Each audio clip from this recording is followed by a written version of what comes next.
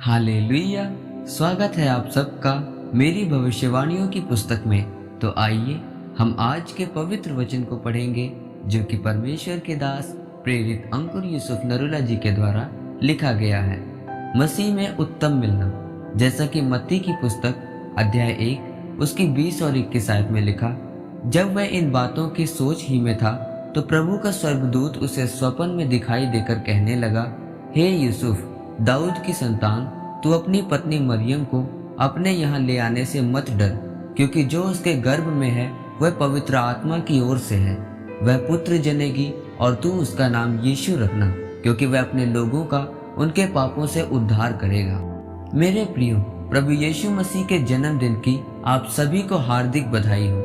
जिस तरह परमेश्वर की मरियम और यूसुफ के जीवन में बहुत बड़ी योजना थी, उसी तरह से परमेश्वर ने एक बड़ी योजना के तहत आपको बुलाया है, और वह योजना आपके लिए सबसे उत्तम है, क्योंकि परमेश्वर हमेशा आपके लिए उत्तम रखता है। मेरे प्रियो, जिस प्रकार हम बाइबल में मत्ती की किताब में मरियम के पति यूसुफ के बारे में पढ़ते हैं, तो लिखा है कि यूसुफ को पता नहीं था कि जिसके साथ उसकी मंगनी हुई है वह गर्भवती है। जब यूसुफ को पता चला तो बाइबल बताती है कि वह एक धर्मी व्यक्ति था और वह मरियम को बदनाम नहीं करना चाहता था। जब परमेश्वर की आत्मा ने उसे बताया कि जो मरियम के गर्भ में है वह पवित्र आत्मा की ओर से है, तो आप सोच सकते हैं कि ऐसा दुनिया में पहले कभी नहीं हुआ था। पर यूसुफ ने परमेश्वर की बात को सुना और मरियम को अपनाया और अपने उत्तम में प्रवेश किया। मेरे प्रियो, बाइबल के मुताबिक यूसुफ और मरियम दोनों धर्मी थे। यूसुफ भी कह सकता था कि कहीं यह शैतान का दूत तो नहीं था। वह भी सोच सकता था कि क्या परमेश्वर भी कभी किसी को गर्भवती कर सकता है, लेकिन उसने ऐसा कुछ नहीं सोचा। उसने केवल परमेश्वर की बात को सुना और माना, और यही कारण था कि परमेश्वर ने उसे उत्तम दिया।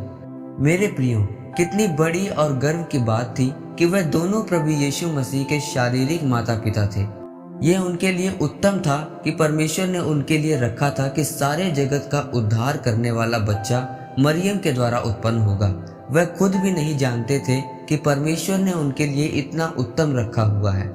मेरे प्रियो, आज लोगों की प्रार्थना का उत्तर ना आने पर वह कुड़कुड़ाने लगते हैं कि परमेश्वर, मुझे नौकरी क्यों नहीं मिल रही, मैं चंगा क्यों नहीं हो रहा, मेरे पास बच्चों की आशीष क्यों नहीं है। क्योंकि आज लोगों के अंदर धीरज नहीं है, और बाइबल के अनुसार परमेश्वर धीरजवंत परमेश्वर है। वह आपके धीरज को परखता है, लेकिन जब आप अपने जीवन में धीरज रखकर चलते हैं तो फिर आप अपने उत्तम में प्रवेश करते हैं। मेरे प्रियो, याद रखें, ऐसा नहीं हो सकता कि आप परमेश्वर और उसके दासों की बात सुनकर उसे मानते हैं तो वह आपको खाली रखेगा। यह कभी नहीं हो सकता। मेरे प्रियो, प्रभु यीशु मसीह ने आपके पापों, बीमारियों और दुखों को अपने ऊपर ले लिया। क्या यह उत्तम नहीं है? उसने आपको प्यार किया और अपनी संतान होने का अधिकार दिया। क्या यह आपके लिए उत्तम नहीं है?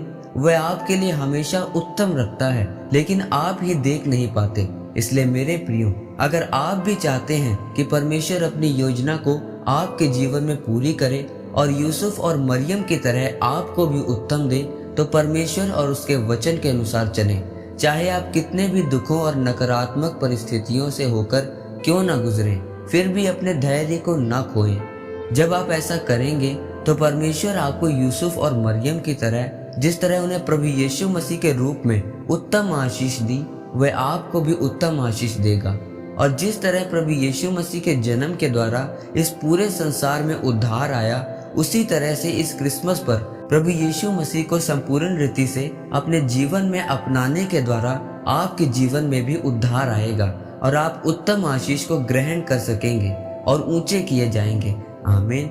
आइए परमेश्वर के दास के द्वारा लिखे गए इस अंगीकार को आप मेरे साथ एक मन होकर करें। सरल शक्तिमान परमेश्वर, मैं इस वचन के लिए आपका धन्यवाद करता हूँ।